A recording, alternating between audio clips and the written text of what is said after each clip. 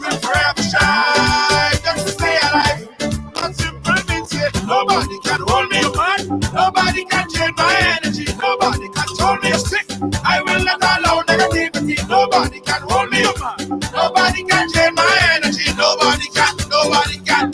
Everybody show me some strength. No weakness, show me a lion. Strength. No weakness, show them who we are. Strength. No weakness, show me a lion. Everybody strength. No weakness, show them who we are. Not when you're old.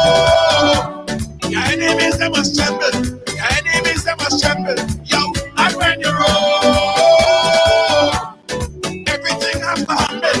Everything has to humble. I'm a go-getter. I just go hard. I just go hard. And I'm a kind of fella.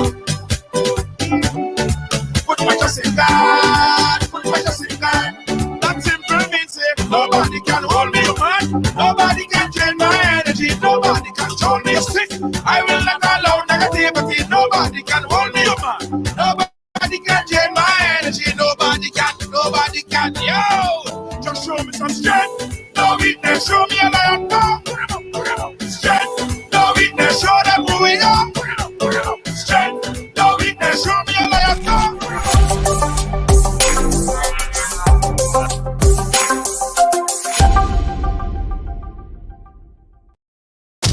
This Mother's Day will be extra special as Riders New York presents the epic Mother's Day Celebration Virtual Concert 2021, featuring a full acoustic performance by the Hitman, the Veteran, Grenada's greatest entertainer, Elimas Gilbert, the Inspector, alongside Dash, Val Adams, Quacko, Mr. Golden, and Anselm Douglas. This Mother's Day, Sunday, May 9, 2021, 6 p.m. to 8 p.m. Eastern Standard Time. Join us as we celebrate our lovely mothers on this special day. Sponsors: David Williams Funeral Home, RiderSounds.com, Call AllProNow.com, GBN, and Ridealong Live. The epic Mother's Day Celebration Virtual Concert. Log on and tune in.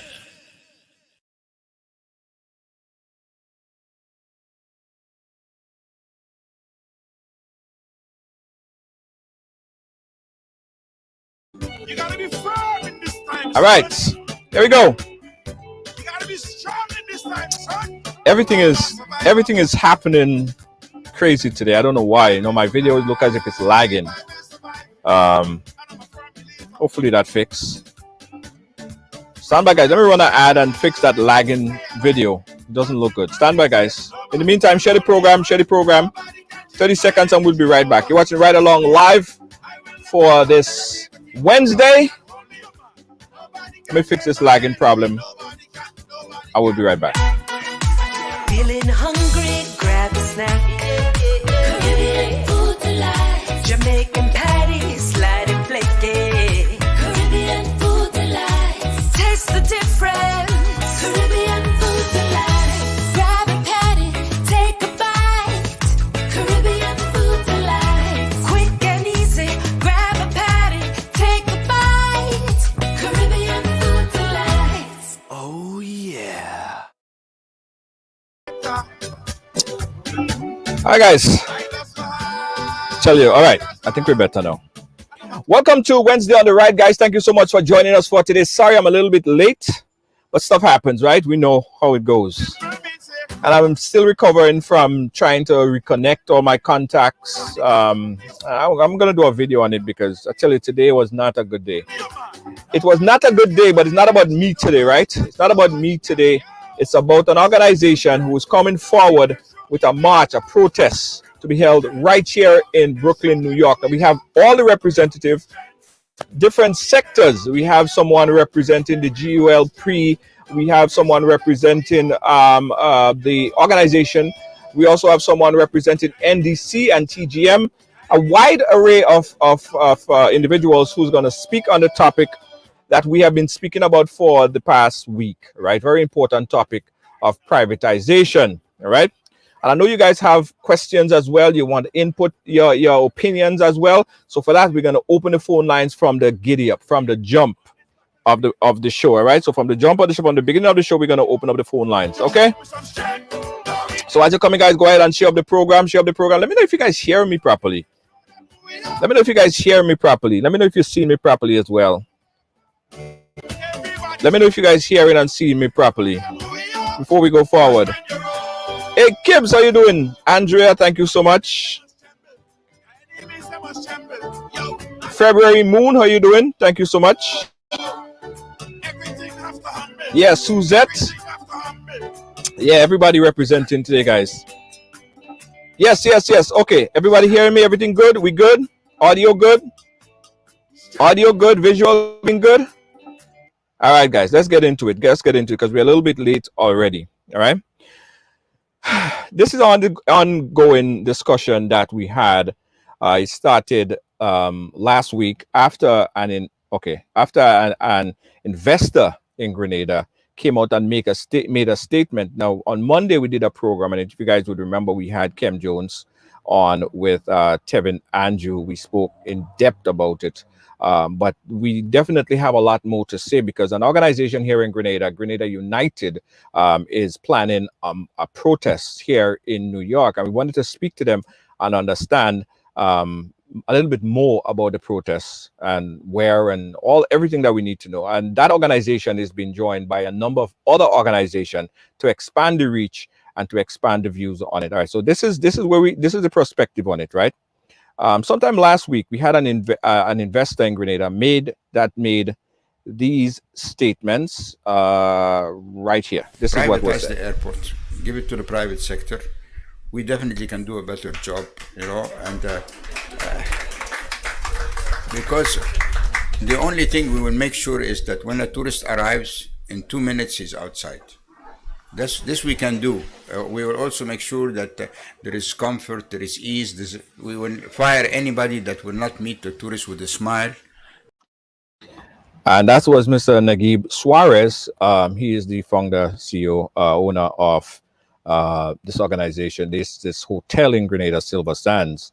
Following that, in that same press conference, the Prime Minister said this.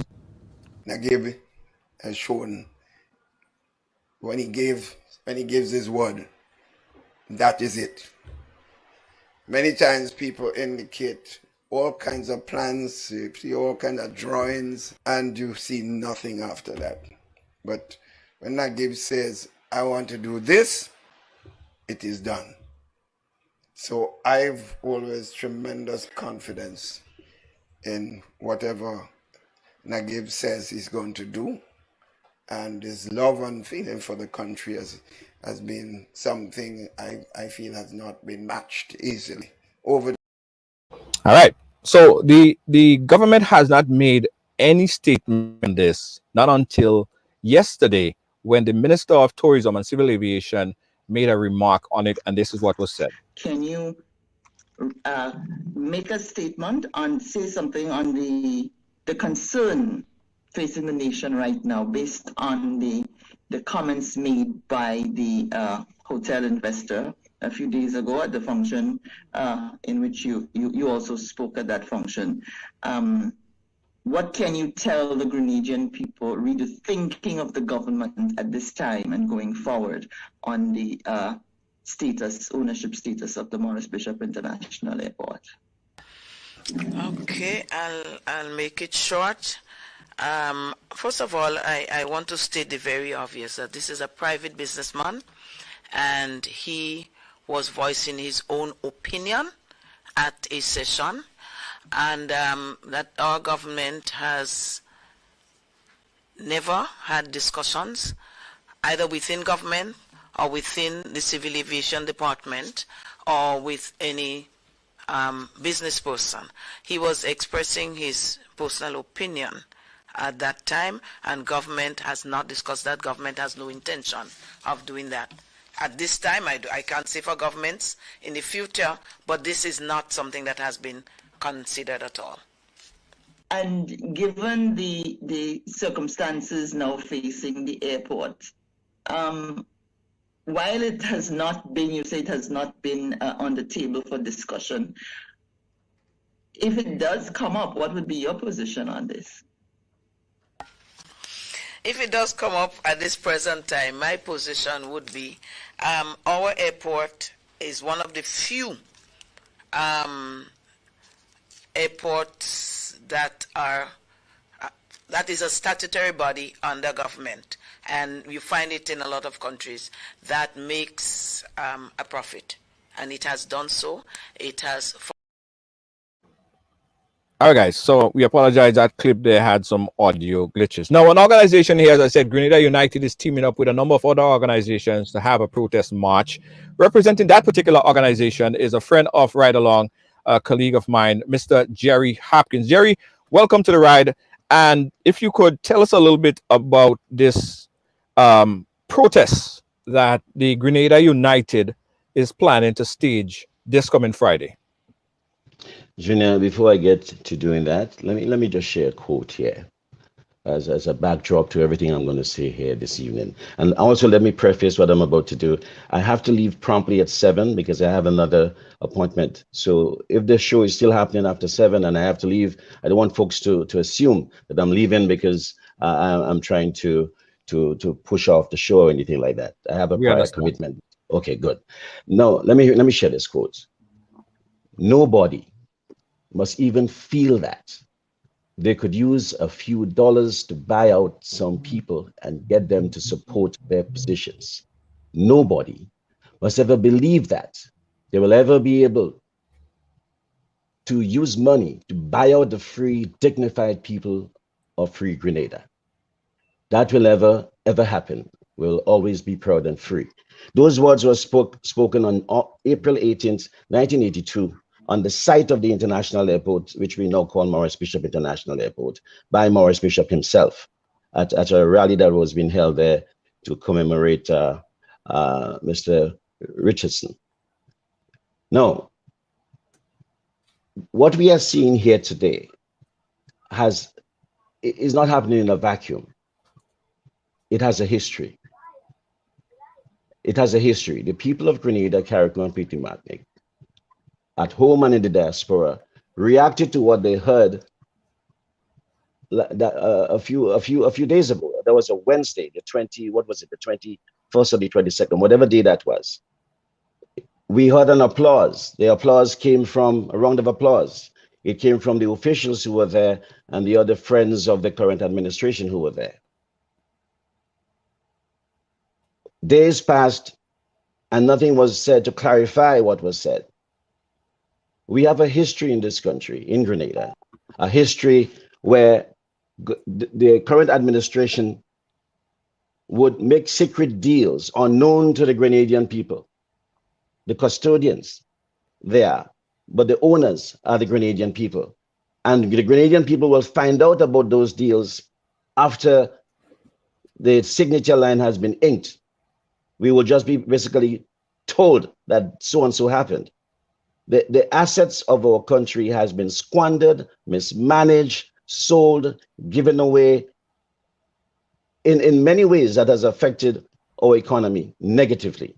We know the history. I don't have to list the projects from the oil reserves to Grenada Airways. I mean, from Mount Hartman. There are several instances where properties that belong to the people of Grenada, our patrimony, was sold by backroom deals behind closed doors without us knowing. Now, we had an exception here. A gentleman who is a very close friend of the current administration, and I do believe he has a fondness and a love for Grenada, but he's a billionaire. But I think he also has a lot of influence and control over the current administration. This is the same gentleman who was able to get the government to bend the rules and to violate the law, basically, and allow him to extend his property closer to the shoreline, almost into the water at Grand Anse Beach than the law provides for.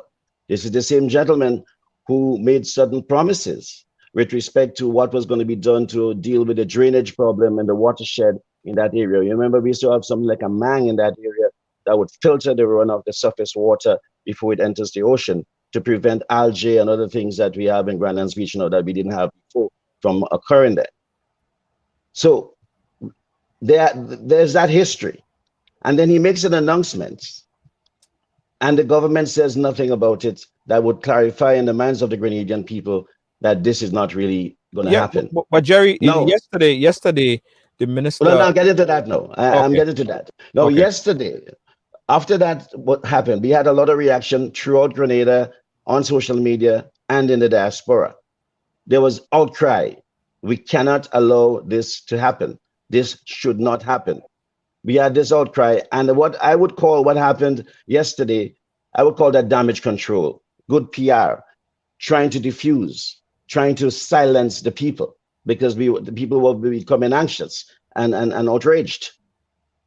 But what we are doing here, it is not just about what happened that day when the investor said what he said, Mr. Soares, however you pronounce that last name, Mr. Naguib, what he said that day is not what we are reacting to. We are making a statement that putting the current administration on notice that we will not be sitting ducks, we will not be silent like sheep, we will not just sit there silently and allow other similar transactions where what belongs to the Grenadian people is been sold out and given away to happen again. Whether or not it's going to happen with this one, it has happened before, and we put in the government on notice that we will not be silent and we will not tolerate that. It is not proper, it is not legal. We are demanding transparency from henceforth, and we are going to make that statement loud and clear. And essentially, that is why we are gathering at 685 3rd Avenue between 43rd and 44th Street in Manhattan, outside the Grenada's consulate there on Friday, April 30th from 12 noon to around 2 p.m. We are saying hands off the People's Airport, and this is not just a protest. We're also making the point and putting the government on notice that we will not be like sheep, we will not be like sitting ducks. We will be like guard dogs from henceforth, and monitoring every move the government makes so that we do not continue to have what we have had in the past. Enough is enough. Okay. Let me bring in Nick Cox, and Nick Cox is representing the NDC. Nick, what is the NDC's position on what was said by the billionaire investor? That an investor who is just an investor, maybe has citizenship by investment, is making statements like that to government officials. And what is more troubling is the loud cheering that you hear, which sounds like an endorsement of his statement.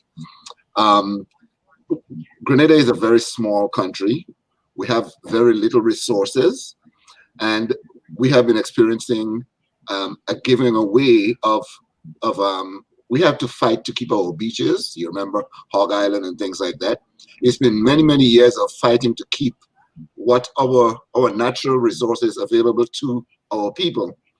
And when a statement like that is made, the guards go up. Our guards go up immediately, because you feel that all of a sudden somebody else would be making decisions as to how things get run in the country. Well, let me ask you a question. That yes. Statement, and the government would say that, has been saying that statement was not made by them. It was made by a businessman. And in all honesty, every investor, every businessman aim is to make money. That is the goal. Absolutely. That's fine. But it was made by a businessman.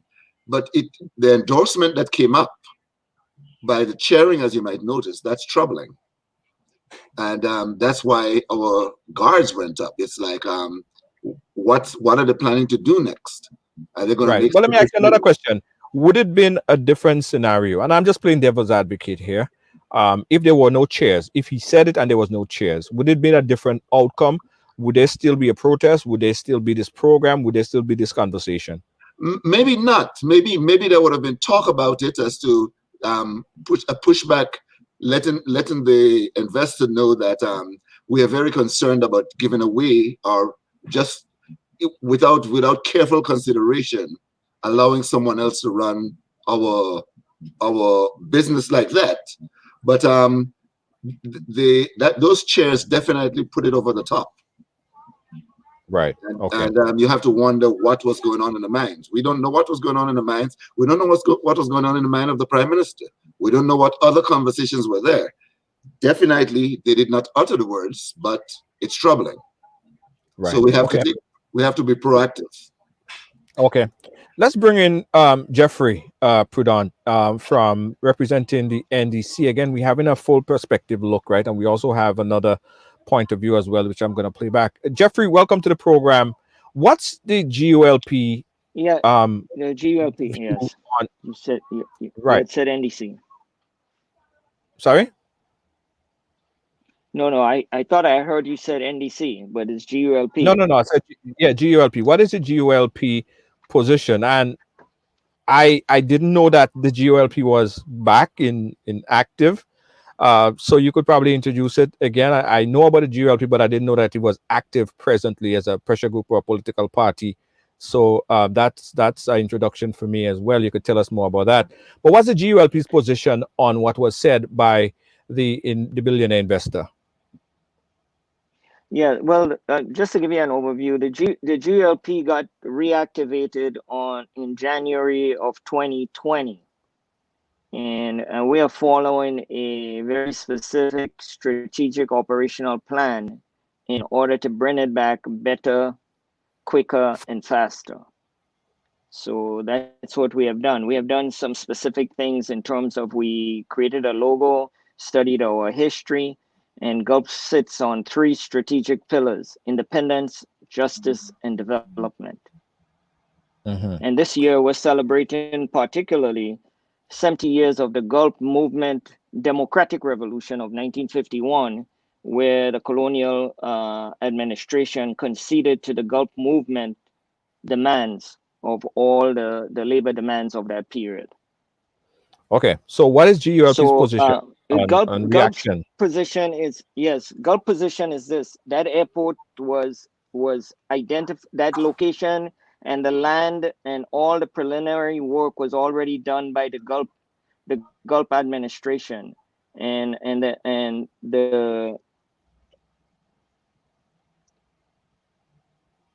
the Bishop administration was able to have a shovel-ready project, and that's why it was easy for them to start easily in 1980 in doing it, because all the wind studies and all the preliminaries that was already done in terms of the blueprint for the airport, the land was acquired, and all that was already done. Having said that, now the airport was completed by the Americans to see the project through, and the airport is a state enterprise. Every Grenadian is proud of that huge infrastructural development, and is key to the future development of Grenada. It is a very viable and strategic asset for the state. It is run properly, and it is is not a drain on it. It's financed on its own because it's a statutory body as a state enterprise. So to have a foreign investor on the launch of his additional project feel bold enough to make these kind of declarations in front of our prime minister. Okay, were you sorting out your audio there? Government is very disturbing, because that could have been, probably should have been, a private conversation, but to have a foreign investor feel bold enough that he can make those comments, and it's a national affront. It's an embarrassment to have somebody like that make those kind of comments, whether it was intentional, flippant, or whatever the reason was. It's an affront on our national body politic, and we reject it.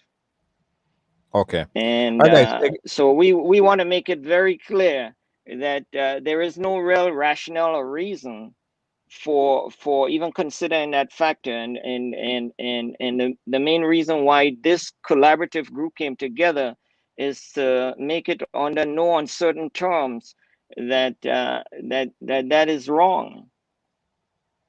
Right. And it's Okay. unacceptable. Okay. And we also have a member representative from TGM, Wayne, representing TGM. Wayne, what's TGM's position on what was said during that press conference? Unmute yourself. Unmute yourself, Wayne. There we go. Sorry about that. Yeah. Yes, TGM's position is in support of the people's voice against that statement made by the businessman. We think that it was not in good taste at this present time. And the airport represents pride to the people of Grenada to be proud of. And I think in no way, shape, and form that anyone should entertain. And there was no one to come out after he made that statement. No one came out and say, well, you know, we're not considering this at this moment. You know, there was, as the gentleman just said, there was applause, you know, basically endorsing what was said. And there is an elephant in the room, you know. I believe that it is not, and it's not the first time this conversation was started. I think it was something was said before. Why is he so emboldened to make a national statement like that? It's questionable. So we stand with the people. It's a democracy, and the voice of the people must be heard. And that's where we are at this time. Okay, all right, and we also have, last but not least, given his position on it. Again, is a huge paneler, so bear with me as we go through it. Mr. Dennis Charles, Dennis, tell us your reaction on what was said here by the billionaire investor. Yes, well, once again, thank you very much, Junior, for having me on, and to the fellow panelists and Grenadians abroad and at home listening to the discussion. To be honest with you, I was taken aback. I just returned from Grenada. I'm a proud Grenadian, I think so. But what is going on home, I think we really badly need a change. For some reason, this NNP government is fixated on foreign investors. Go ahead. As opposed to empowering the locals or even Grenadians in the diaspora to return home and make the contribution to develop the homeland. You cannot, I don't care how much they pay for a passport or for diplomatic immunity, you make them ambassadors. They don't even know how to plant corn or shell peas, but they're representing Grenada abroad in the international community, ambassador for, they don't know how to suck mango. This thing is a joke. So with respect to the comments made by this billionaire, I want to say that I was struck, I was hurt, I was insulted, and then you play the follow-up by the Prime Minister where he talks about, you know, whatever this guy says, he normally acts on it, he doesn't just speak and don't follow up and all of that, you know, he's a man of his word and so forth. He's patting the guy's shoulder. But I just want to say that on a serious note. The minister who came in afterwards and said, well, no, you know, the airport is being run at a profit as compared to other airports in the region. It is profitable and all of that. If that is the case, was that to be the case, why then would this guy be saying that, you know, like the government or the airport needs help and it's better to put it through private hands? In other words, his hand. Let him own it. I believe there was a discussion made before. Like, I'll throw this out there, right? Because a lot of people that's commenting on this and watching this, and again, we want to be fair across the board to everyone. I said it before. The purpose of a business person, when they come into any kind of market, is to make money, right?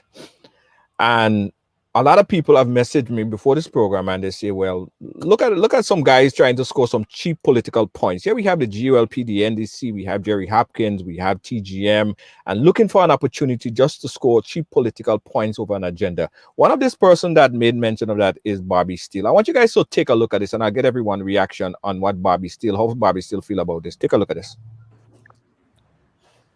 Yeah, what basically, Junior, my position on it is, I mean, it really is overreach by some people. I mean, sometimes I just don't understand how we think as Grenadians. I really don't.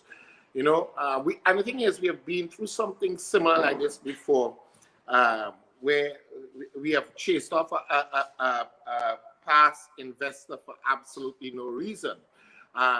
Here you have a situation where an investor is investing millions of US dollars, not on the first project. He's already shown that he has the ability and the willingness to deliver in terms of this beautiful Silver Sands project. He's put up another project now that he is doing, right? Which is not even the second. He's already invested in some other stuff as well. And here he is as a private individual makes a statement what he thinks, and a private wealthy individual makes a statement of where he thinks is the best direction for us to go with our airport in terms of privatization. Nowhere does the government even have had discourse on this before. We don't have any record showing that they were conversing. Right? And here we are going and trying to have a protest in New York and stuff. I mean, come on, man. I mean, you want to get some political points? Fine. You feel like if you're left out in the wilderness, nobody's going to pay any attention. But and have, I mean, to say you're going to have a protest over what? What are you having a protest over? If you're so concerned about the issue, you want to have how to put it, a seminar. I forget the right word I want to use to describe it, but you want to get people together and have a discussion about it. That's fine. That's fine. Nothing wrong with that. Do that in your own private thing and come up with, you know, in case there should have ever been a case that you're prepared. But you're going to protest something that never happened to just embarrass an investor in our country for political points. Do you even have a concept as people what it is like to be investing now in the middle of a pandemic, $20 million US to give Grenadians an opportunity to be working? I mean, we have to be better than this, man. We really have to be better than this. And the sad part is we have experiences, right? Something similar of just going out and you know, calling up our investor's name in Lewis Hamilton caused us to lose that whole situation, right? For what? We really are better than this as a people, you know. And it is embarrassing. It's beyond embarrassing. I mean, I see some big political heads, right, saying they're upset because the Grenadians clapped, and they think that the ministers there that clapped when the man, right, gave a speech on the groundbreaking ceremony for a $20 million US project here in Grenada, and happened to mention what he personally thought could be done with our airport. And they're vexed that Grenadians clapped because he said that part about the airport. So we brought up our children. Our mothers and fathers brought us up with that little bit of respect that we don't applaud when somebody gives a speech because we happen not to like a part of the speech, right? That has nothing to do with, it's something that he's doing or no. Just an idea, right? What about all the rest of the speech that dealt with his hotel and the groundbreaking ceremony? What about everything else he was saying about Grenada? What about what he's already done for Grenada? Right? We are better than that. We are better than that. This should not even be a program as far as I'm concerned, Junior, because there was no issue raised here, right, that warrants it. So in a nutshell, you guys understand the perspective of Bobby. I wanted to air this perspective because it's important. In a debate, we have to have the both sides. We have to hear all sides, right? So Jerry, I'll start with you, right? This was not a proposal. This was not a government proposal. Instead, it was a statement that was made by someone who is not in government. He is an investor who aim is to make money.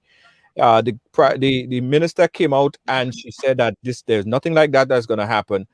Why the protest? I'll ask you again. Junior, okay, Junior, we live in a democracy. And go back a little bit, Jerry, because the phone is cutting off half of your head. Just go back a little. Yeah. We live in a democracy, and everyone has a right to express his positions, his ideas, proposals, etc. And I respect Mr. Naguib's right to do that. However, just because he is who he is, an investor who we appreciate and welcome in Grenada, Carriacou, and Petit Martinique, that doesn't mean that we have to give up the to disagree with a suggestion or an idea that he may have, like sheep. And all protest is not directed at him. The entity, the body that's accountable to the people of Grenada is the government of Grenada, who collects taxpayers' money and is responsible for handling the affairs of the nation. And he's, like I said earlier, Junior, he's a man of influence. This government is beholden to him in many ways. He has invested, and we appreciate that, and we hope he would invest more, and we are happy that he's investing as he is. However, every idea he has may not be a good one, and we do not know what conversations. I'm sure Bobby, a good friend of mine from way back, and we're going to continue to be friends, but Bobby hasn't given us any, I'm sure he doesn't have any evidence as to what phone calls may have been made before that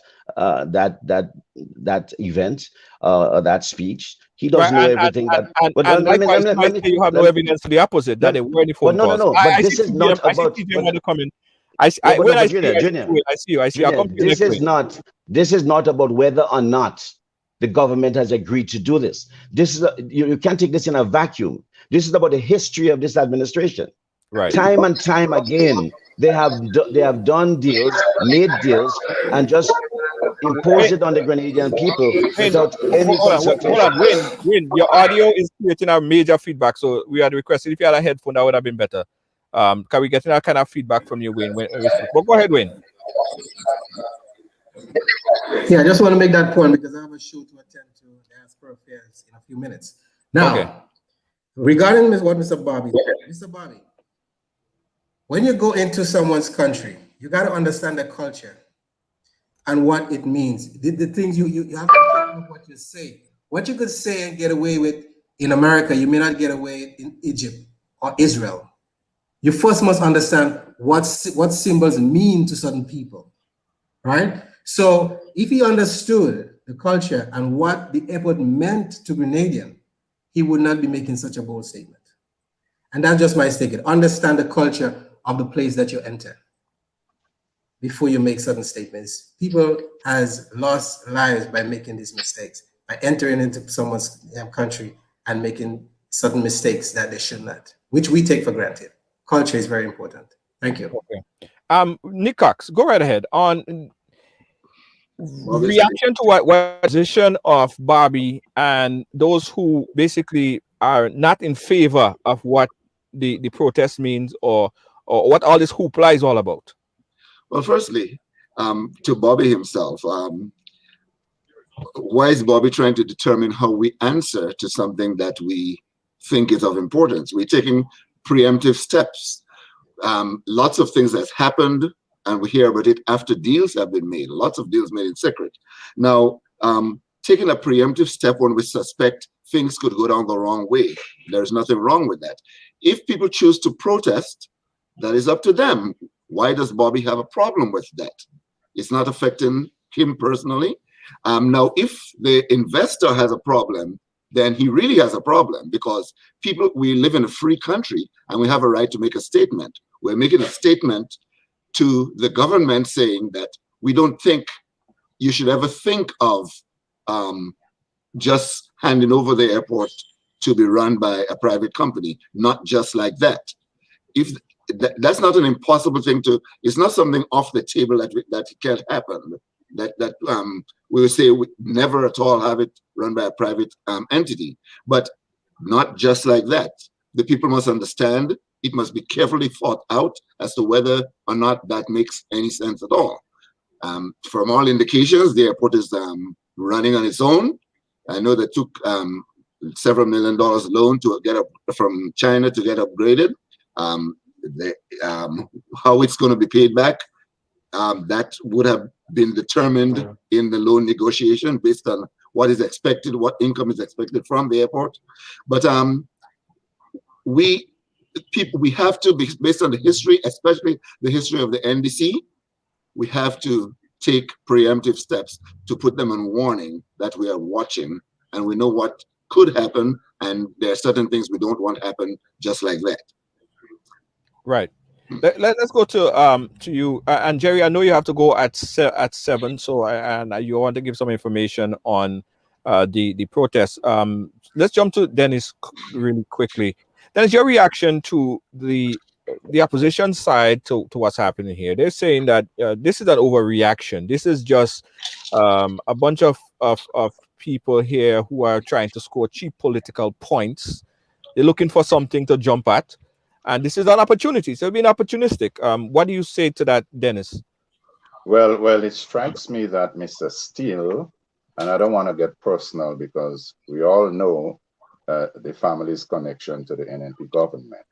So sometimes you watch your pocketbook, you know. If you are genuine and you're making a comment from the standpoint of being neutral, then of course, you know. But if it is a case where you are one of the main beneficiaries of government policies. No, do we know that for a fact? Do we know that we're for a fact? We're not going to go in that direction. So when he speaks, we don't listen to him.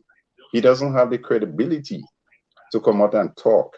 Right, but I don't want to make a statement. I don't want us to. No, we're not doing that. As I said, right, we're not. But anyhow, I just want to remind Mr. Steele that there is something called Calivini Island. Tell me how many Grenadians are benefiting out of that project. Tell me how many Grenadians knew about the underhand dealings with respect to the sale and how much it was sold for and who pocketed what. I would also go on to talk about Port Louis, the yacht service area there. Again, it is reported that it was sold for $1. $1. And nobody knows where that $1 goes, whose pocket. Then I'll talk about what happened under the table. Junior, what is going on? Is somebody speaking? And Junior, I'm wearing a red jersey because there's a reason for that too. But anyhow, we'll leave that for Mr. Pudum to talk about later on. Right. Let me talk about liver. Yeah. That land was stolen from some family. Hello. And I would not call the names right now because that guy called me from England and gave me the whole history of what his parents went through under the NNP. But I'm not going to divulge that right now. So, I want to stay focused. I want us to stay focused, right? This is not a political campaign. This is not campaigning for re-election. This is we talking about. We have to be on our guards. We have to be on our guards when we have a foreign investor coming to our country and dictating national policy decisions that should be made in cabinet. You are out of place to come in and do that, and the minister's clapping you and saying, yes, you see what you mean. So how did it know the airport was cash strapped? Who told him? If the minister is saying they have so much money and they're profitable and they're making so much money, then why is it, you know what I'm saying, you coming out and say it would be better run, they would be more profitable if they sold it to him? The last point I wanted to make, I thought the Chinese was in control of that with a new airstrip, I thought, in the region of maybe $60 million and so forth, a couple of months ago. So I don't know if there is some underhand things going on and who pay who and who buy it now and whatever. That again, we don't know. So this is why we have to protest and be upfront. We have to agitate and be proactive so that Kit don't run Grenada as if he think it's his backyard, making deals. That's not happening no more. Okay, let me update everyone that what we're speaking about here. In a press conference that was held sometime last week, the billionaire investor made a statement that really erupted a national, international debate. He made a statement in essence saying that they should privatize the airport, right? Grenadians far and wide didn't take this lightly. everybody started up with this major conversation. We took it on just Monday with Kem Jones and a few other people, but everybody's talking about it. It's not just us talking about this and beating this. It's a big discussion that's happening. So the Grenadian, this is the flyer right here. The Grenadian United is planning to stage a protest. Grenadian United, they're linking up with the GULP, NDC, TGM, and they're having a hands off the People's Airport protest. That's going to be on Friday, this Friday, the 30th, from 12 noon. Is going to be in front of 685 3rd Avenue. That's at the consulate in Manhattan. Now, Jerry, as I said earlier, Jerry is the spokesperson for that organization in telling us the whole essence and reasoning behind the protests. And we're just trying to ascertain and get everyone's point of view on it, right? So, Jerry, if you could just give us some more information again. I know that there are people who are in support who definitely come out and say, yeah, I want to be a part of it. Give them some more information on it, on meeting and all these other things. Junior, our phones have been ringing off the hook. In the organizers of this initiative, all of us, and essentially, and Bobby was just focusing about the airport and what the gentleman has to say and who he is. We know who he is. He's a billionaire. He's an influential gentleman, and we appreciate him and we respect him. But we also know who the NNP administration, what they're about, and the leaders of that administration, and we know their history. We are demanding transparency and public consultation in the handling of the national assets and patrimony of Grenada, Carriacou, and PD Martinique. Essentially, that's what we are doing. It's not just about the airport. Yes, the airport is the flashpoint, but there's more than that. The secret deals and sales involving property of the Grenadian people must end. The mismanagement must end. The unaccountability must become a thing of the past. And no one will tell us when to demonstrate or protest. No one. We live in a democracy. The fourth estate is not really doing its job as much as it ought to be. There's only very few people in media really do investigative journalism in Grenada. Very few. We could count them on one hand. So we shall, the people, we shall not be like sheep anymore. We shall be like watchdogs over that which belongs to Grenadians at home and in the diaspora. And that is why we are saying, come on, come all. Let's take a stand against the privatization of the Morris Bishop International Airport. Should they be considering it in secret? We do not know. But we don't even want them to think about it or believe that it will happen, because we will stand against it. And all the other prized national assets that we have labored for and fought for before and after 300 years of colonialism and slavery, that we will defend. The government estates that, for example, I'm happy that the current administration has a land for the landless program, something that Eric Gary started, and the PRG added to that, and the NDC also promoted that initiative, especially under George Brizan. But now I notice after 20-something years, the NNP has decided that they're going to divide up the lands in Bacolet and also in Diamond in St. Mark's, and let folks have plots maybe up to 4 acres. It's a good idea. But listen, rather than doing that, in the past, they were selling their estates to foreigners. Right. And the Grenadians who need work are not getting work. We need to hold on to what is ours and manage it efficiently and employ our people and empower our people. And yes, let the foreigners come and do what they can to help, but we have to put our people first in every respect. Let me jump to Jeffrey. Jeffrey, what is the ask, or what is the request from the GULP? What do you want to see happen in this situation right here? Well, in this situation, we want to see a better approach to public policy, in the sense that, as was mentioned before, the time is always right to do right. And why this became such a flashpoint and a trigger point is because even though this guy is a private investor and with deep pockets, it's necessary for him to interject himself into the local politics the way he did. And he found it was quite disappointing disrespectful to the Prime Minister, even though he doesn't recognize that. And it's an affront to our people. And so we want to make sure that we're calling out the NMP and putting them on notice that in their public policies, they approach differently and be collaborative. From the Gulf, we want to do people. And in the past, what has happened is that NMP concentrate on doing development without people. And typically, when you concentrate, you have an imbalance in your policy, and you lean in one direction too much, it leads to corruption. And particularly in the industry, corruption is rampant on the front end of things, Right. as opposed to other areas of development. Okay. And so that more transparent and accountable in discussion in terms of public policy as it regards our national enterprises. The law gives us the authority that public spaces must be accessible to all nationals. And those are the things that the government's supposed to guard against. That's why one of our strategic pillars is independence. We got it. It was a long goal of the Grenadian people, and even though it happened under the Gulf, it's something that we cherish and celebrate every year. Take it seriously, and we want to hold the element to do the same. Right. Right. Let's open up the phone line, guys. I really want to get the viewers take on this conversation. 718-701-5720.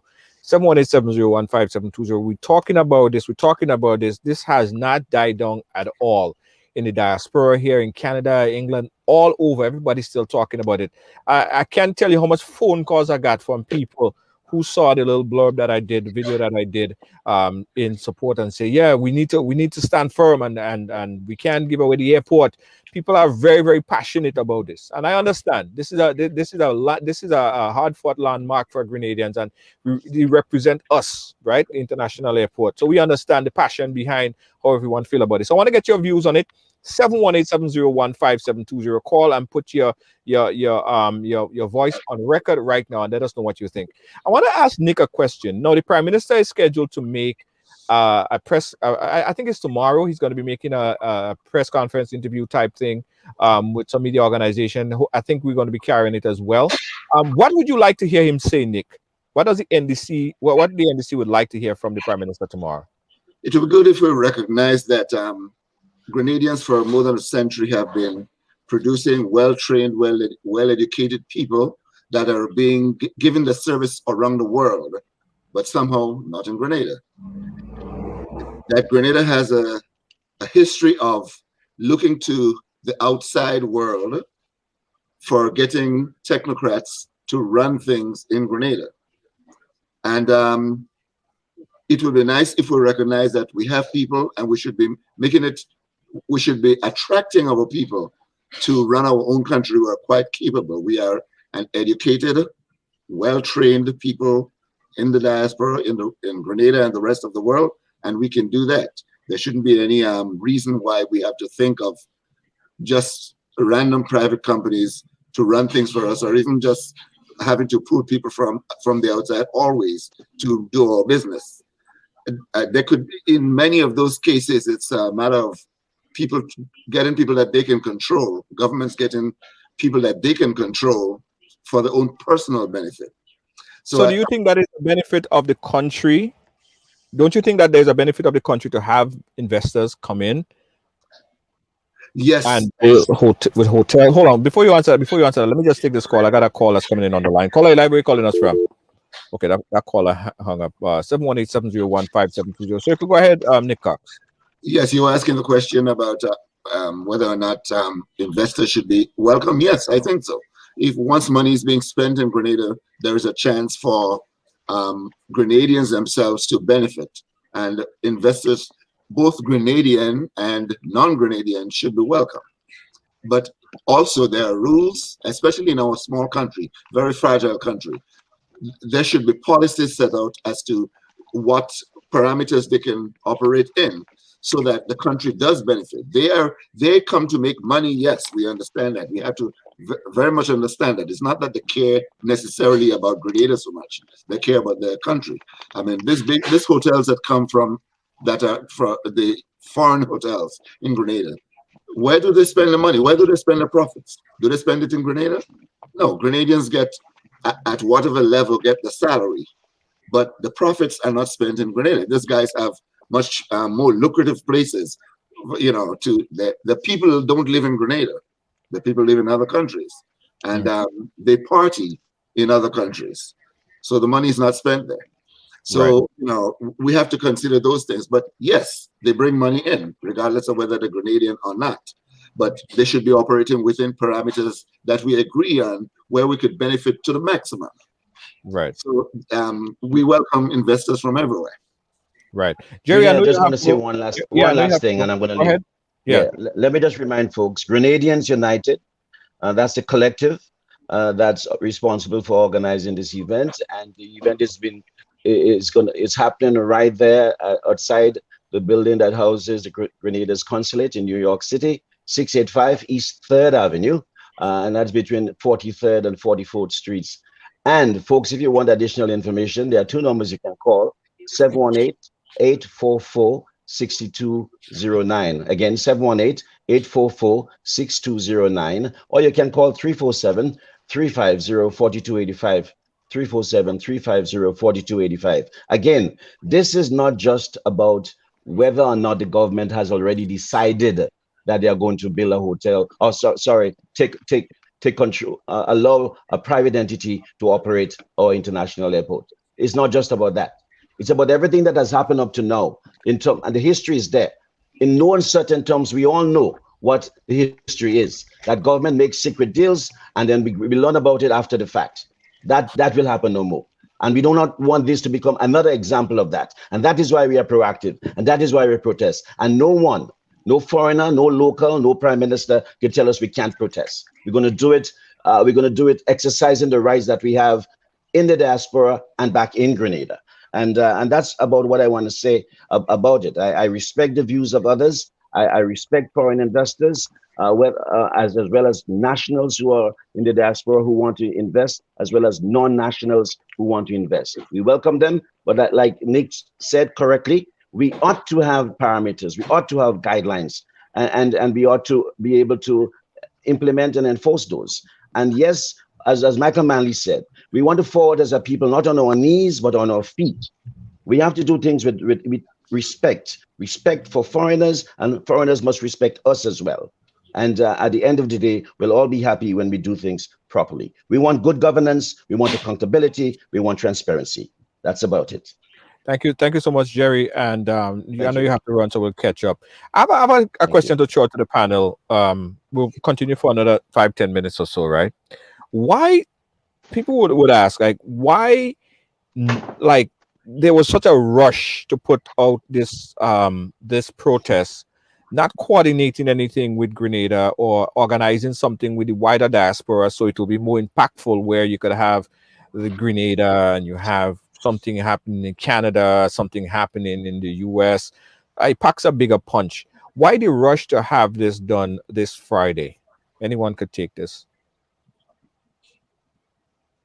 I could answer one part of it. You have to strike while the iron is hot. So the urgency I could understand as early as possible.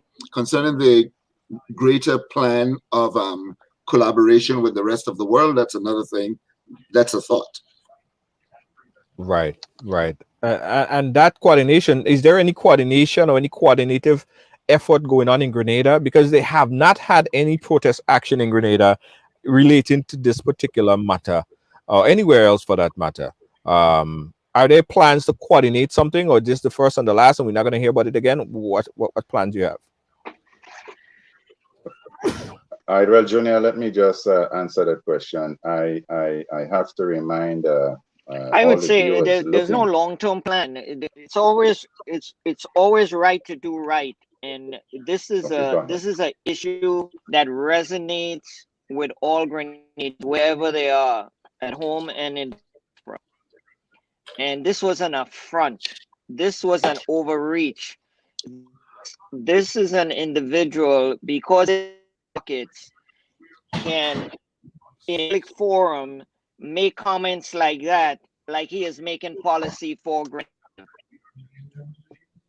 And that's right. That is not how public policy is done, and that is not traditionally how foreign investors, especially people with direct foreign investment, behave. That is just not the way things are handled. And so it was embarrassing for Grenadians, embarrassing for the government, and we need to express to the government that this is intolerable. This is unacceptable behavior, and it should not happen again. And that's the protest has generated this level of collaboration on all the divides. Okay, all right. That can bring us together. Okay, Gregory, I think we have a delay. Dennis was just giving his points on it as well. We have about 5 more minutes to go. Dennis, go ahead. Give us a 2 minutes piece on that. Yeah, I'll make it very quick. I just want to, as we wrap up, remind all of us that there's a gentleman. He went by the name of Eric Steiner, a close friend and associate of Dr. Mitchell. Lo and behold, after millions of dollars was swindled from older people, in particular here in the United States. We all know about it. I think he made about 80-something months in jail. I believe 2 Grenadians are also co-conspirators of that scheme. It was a scheme, and I don't want to mention who it is because we all know, and that person pled diplomatic immunity as head of state. I don't need to name who it is.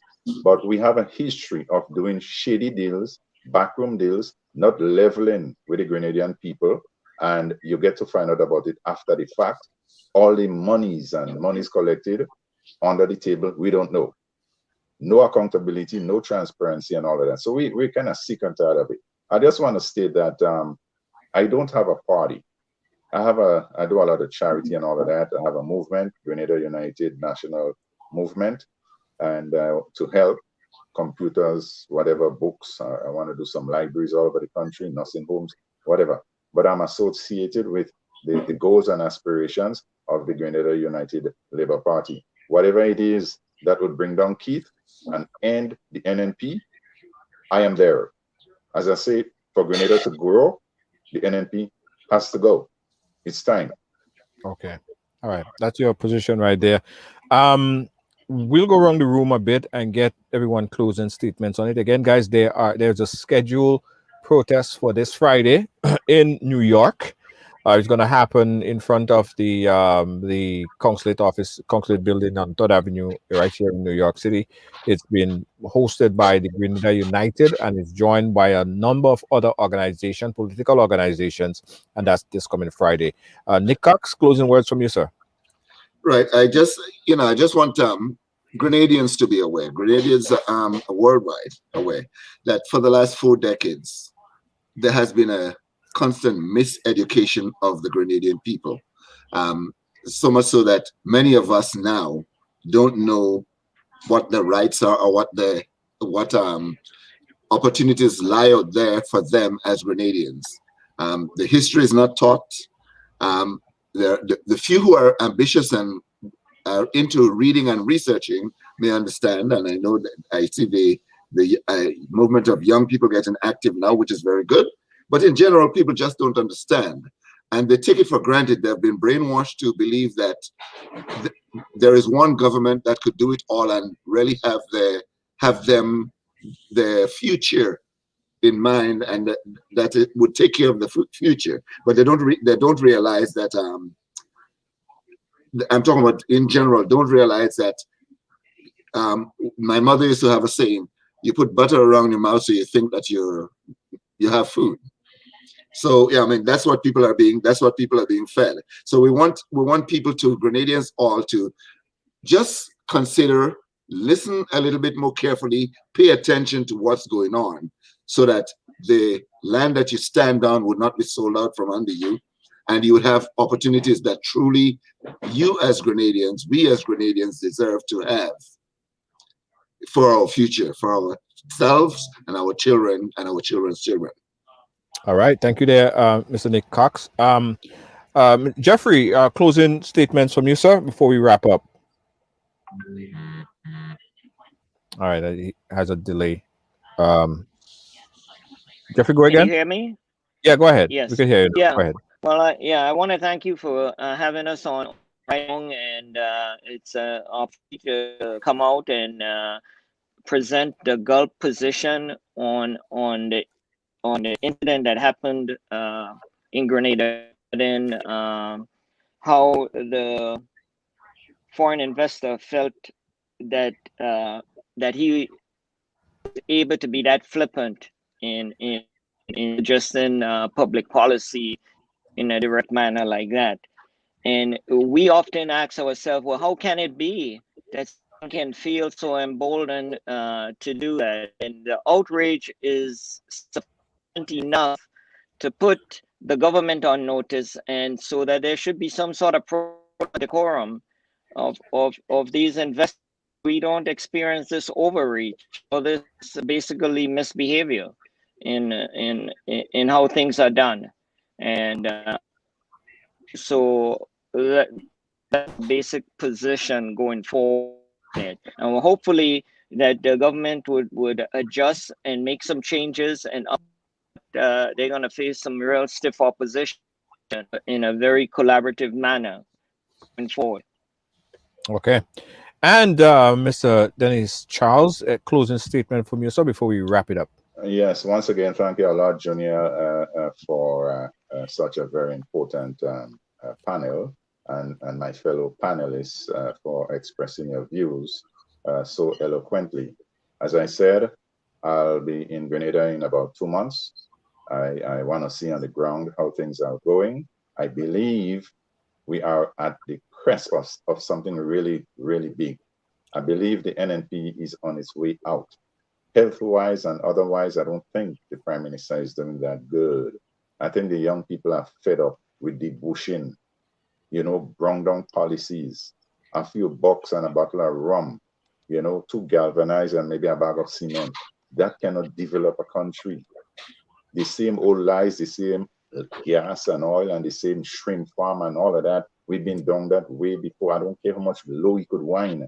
We have to move out from that and start to think about national development, long-term policies and all of that. Get serious and stop the gimmicks and the skullduggery and all of that. That is not politics. You don't develop Grenada just by whining. We have to change. Okay. And if we don't change, the country is not going to go forward. We're going to continue begging, doing the bushing, and sorry. Yeah. Sorry. Go ahead. Yeah, I'm done. Okay. Listen, guys, thank you so much. Nick Cox, Jerry Hopkins, who had to leave a little bit earlier, Dennis Charles, Mr. Jeffrey, Prudent, and everyone else. We thank you guys. We're going to continue to follow this story and see how far this goes. And we're also going to be looking at that protest that's going to be held this Friday. All right. Thank you, guys. We'll keep in touch. Thank you. All right. Okay. All right. Thank you. Yeah. All right, guys. I want to know what you guys think, right? I want to know what you guys think about this whole discussion, right? I realize a lot of people kind of shy to put their voice on record, because in everybody that I contacted, right? I'm having a bit of an allergy. Sorry. In everybody that we contacted, there have been very few people who wanted to go on record with a dissenting voice to this discussion.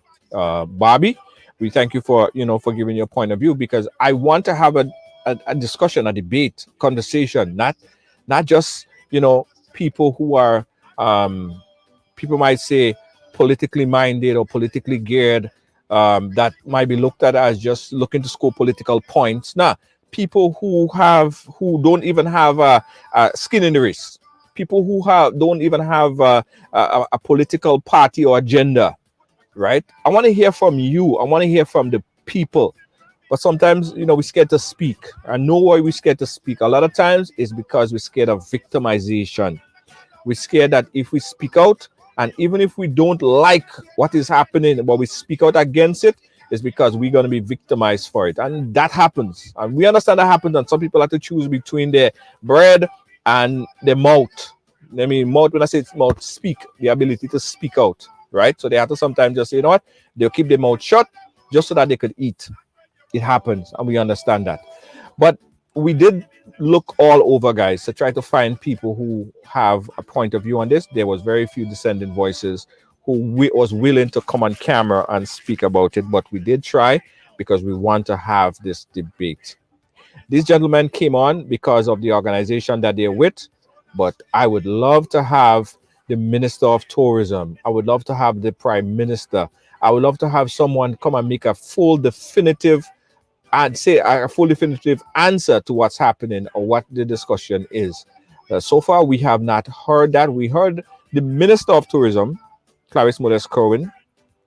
We heard her statement, a very brief statement on it, on where it go. I even heard Chester Humphrey made a statement, and he said that the Prime Minister had to be politically inept if you don't know, if you do something like that, how it would capsize his whole political career or agenda going forward, because how passionate people feel about the airport.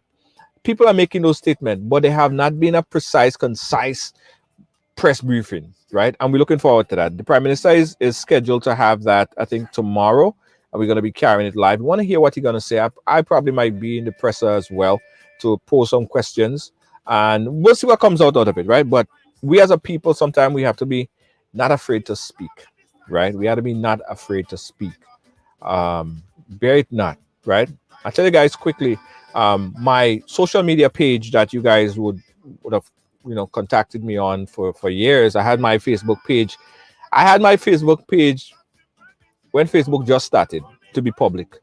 A friend of mine that was going to college, I remember, because, you know, Facebook started in college, eh? So when Facebook was coming out of the college ground, I was one of the first set of people who set up a Facebook page because it was new, it was fresh, and it wasn't open to the public. It was only open to colleges first, and then I entered that. So I had that Facebook page since then.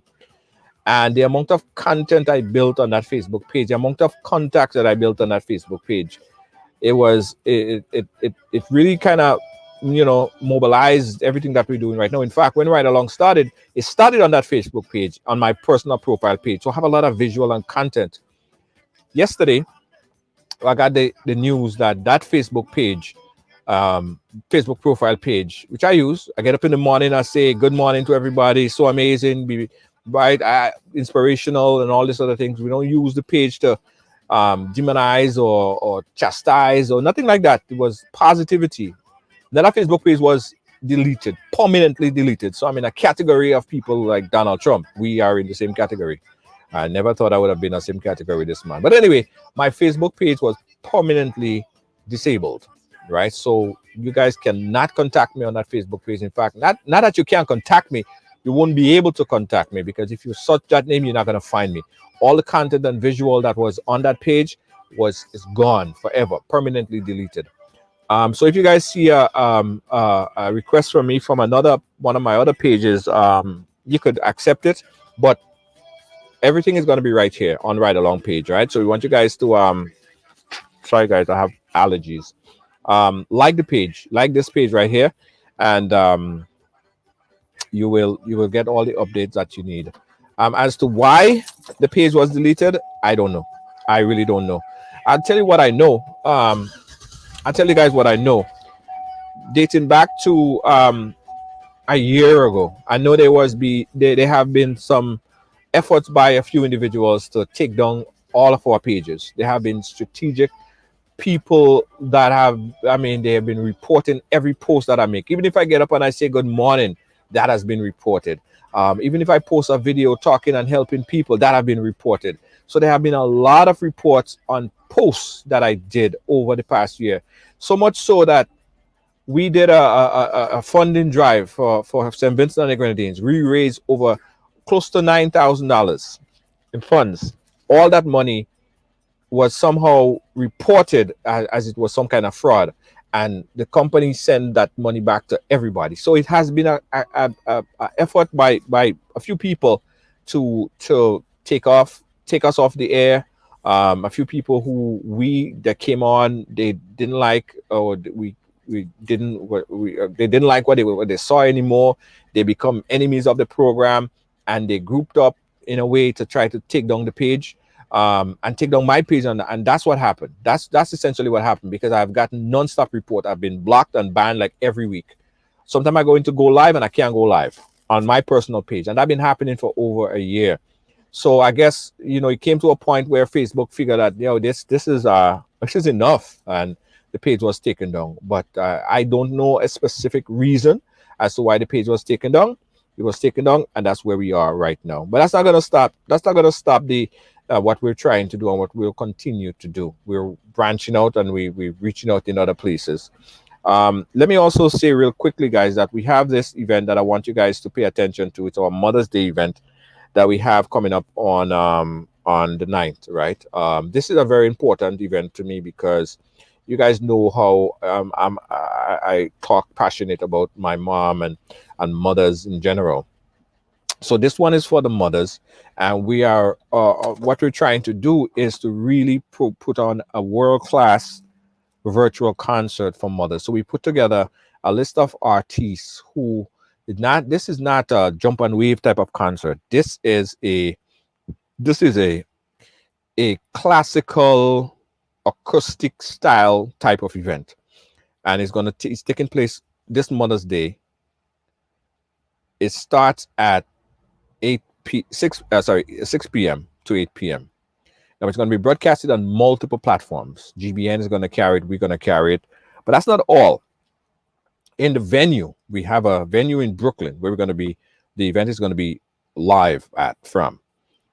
We have tables for 50 people. So we could only host 50 people in the audience. So we urge you, if you want to be a part of this event in the audience, you could get your tickets. Tickets are only $50, and you get drinks and snacks included.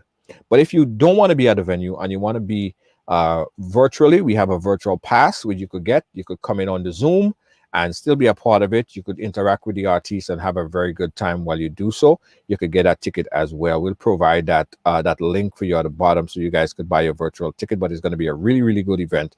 In fact, let me tell you guys a little bit more about this event. Listen to this ad. This Mother's Day will be extra special as Riders New York presents the epic Mother's Day Celebration Virtual Concert 2021, featuring a full acoustic performance by the Hitman, the Veteran, Grenada's greatest entertainer, Elimas Gilbert, the Inspector, alongside Dash, Val Adams, Quacko, Mr. Golden, and Anselm Douglas. This Mother's Day, Sunday, May 9th, 2021, 6 p.m. to 8 p.m. Eastern Standard Time. Join us as we celebrate our lovely mothers on this special day. Sponsors: David Williams Funeral Home, RiderSounds.com, Call AllProNow.com, GBN, and Ridealong Live. The epic Mother's Day Celebration Virtual Concert. Log on and tune in.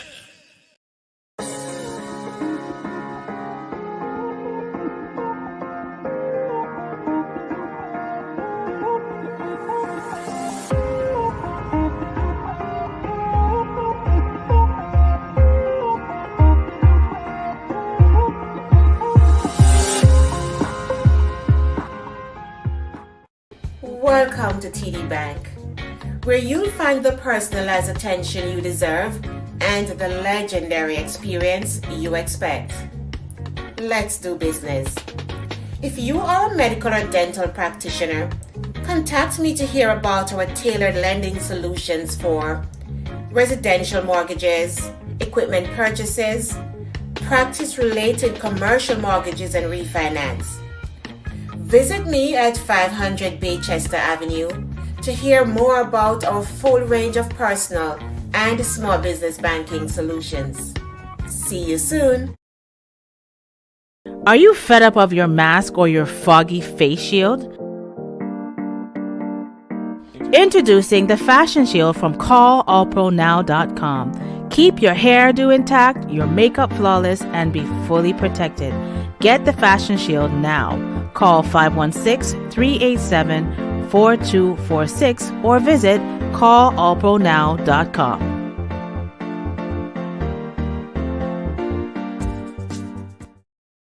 Let's face it, this is not normal times, but life, it must go on. And with all these continued restrictions on get-togethers, you need a streaming company like Ridealong Media Group LLC, one that can stream to all your family members to the comfort of their own homes, both privately or publicly, you decide. One who understands your privacy, one who simply cares. So for that wedding, funeral, public or private event, choose the professional production company with the experience and quality guaranteed. Family can travel? Inquire about our seamless remote participant option. Thinking of streaming your virtual event? We handle it all. From multi-camera video production to streaming, post-production, editing, and more via Zoom, YouTube, Facebook, or any platform required. Call us and speak to our experienced professional team. 212-809-4324. That's 212-809-4324. Ridealong Media Group LLC. We're here when you need us.